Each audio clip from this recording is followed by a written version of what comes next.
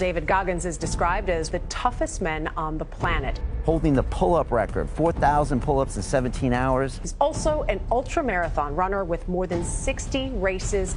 Everybody thinks I'm Superman. I had to tell them the truth. I was not always this strong guy you see. David Goggins is the only member of the U.S. Armed Forces to ever complete SEAL training. He beat the living hell out of me. U.S. Army Ranger School. I had stuff in my notebook, we're going to kill you. And Air Force Tactical Air Controller training. That's when the real war started for me. Athlete, speaker, soldier, and New York Times best-selling author, often referred to as the hardest motherfucker on planet Earth. Why is the truth so important? I'm about 7, 8 years old, and I hear some ruckus outside my room as I'm getting ready to bed down for the night. And my dad is smacking the hell out of my mom and knocks her. She falls down, he grabs her by her hair and drags her down the stairs by her hair. And so at this age, I'm sitting there thinking, man, what the f should I do, man? Like, I'm scared, but then something in me saying, you gotta go and do something. So I go on the stairs and I jump on his back, and he beat the living hell out of me. And he beat me literally from my neck down to my ankles. The next morning, I was gonna go to school half the day. My mom woke up and she pulled the covers back.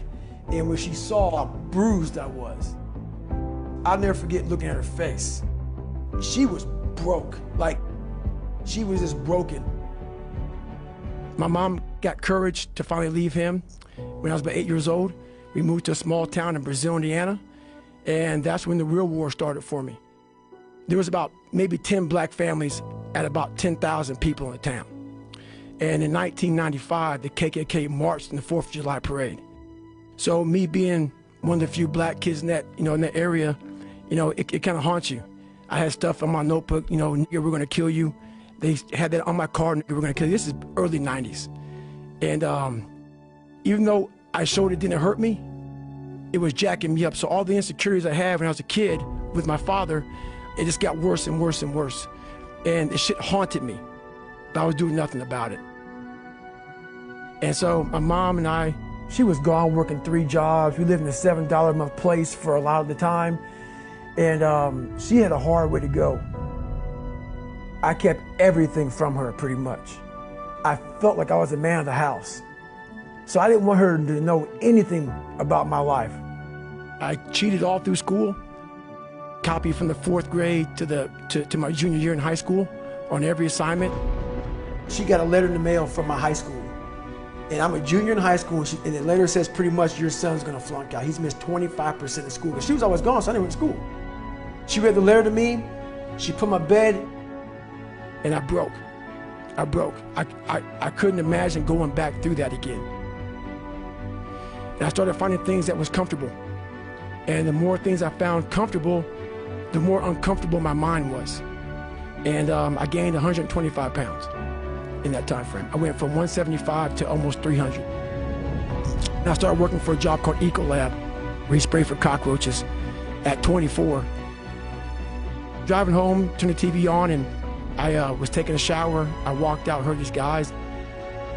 I saw these guys going in the water, so I was terrified of it. I mean, I can't even express. And these guys ringing the bell, quitting, dropping their helmet down, rolling out.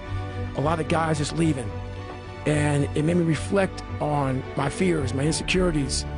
And I saw real men, what I thought were real men who were staying, who were overcoming adversity, who were overcoming all these different things that I had blamed so many fucking people in my life, my dad, my learning disability, my skin color, me being everything. And so I sat there for a while and I was like, no one's gonna fucking come to help me. No one's gonna fucking come to help me. It's fucking me against me, period. And I said, the first thing I gotta start doing is facing every fucking fear I have. At this point, I actually drive back to Buffalo, New York to see my dad.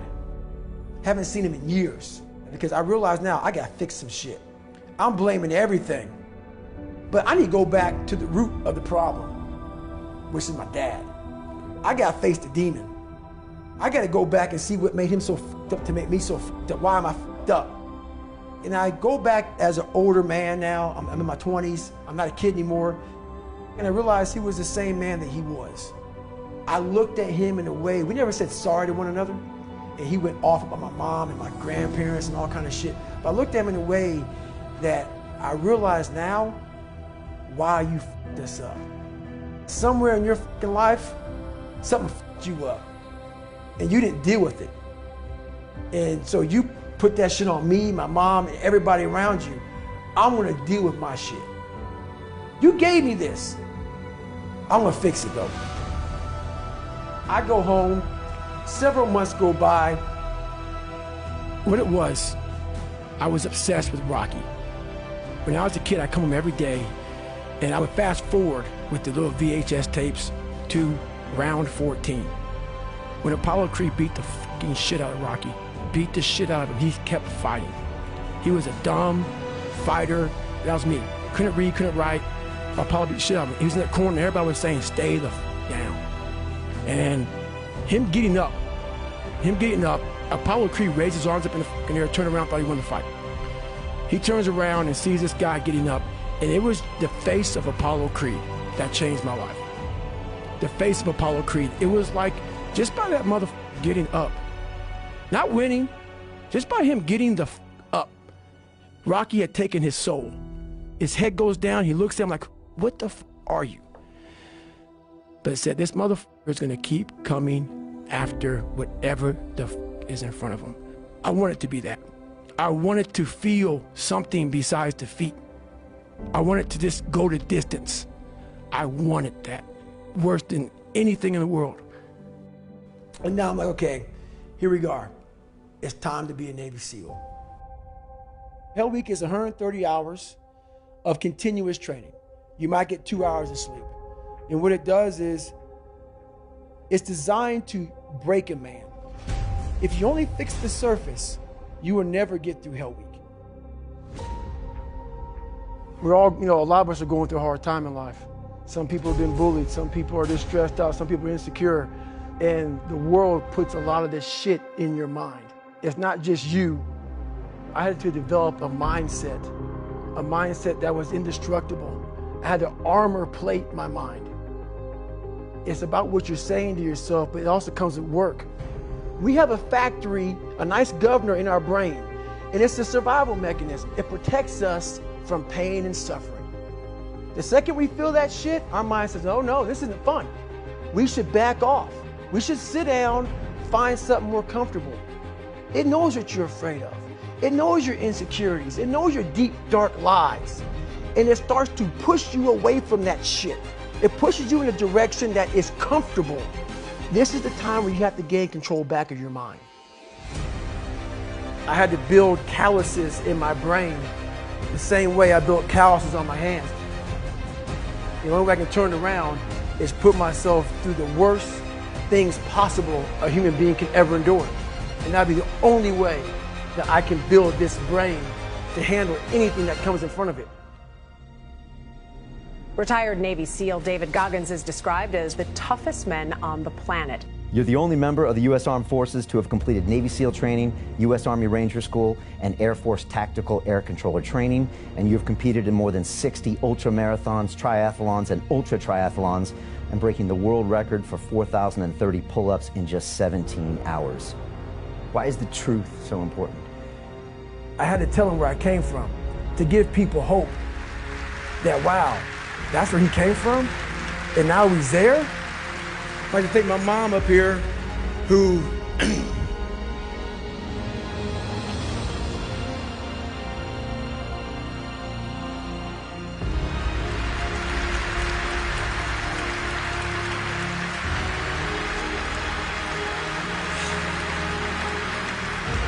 who never picked me up, when I fell. She taught me how to get up when I was knocked down. Go into the pain of your life and say, why did this suck for me so bad? Why am I afraid of all this stuff? Why have I shut down the whole world? What makes you afraid of it? Study it. Because at times of hell, even the hardest men, we forget how hard we really are. Suffering is the true test of life. You face it every day. You face it every single day of your life. The only way you're ever going to get to the other side of this journey is you have got to suffer to grow. But a lot of us die never truly starting our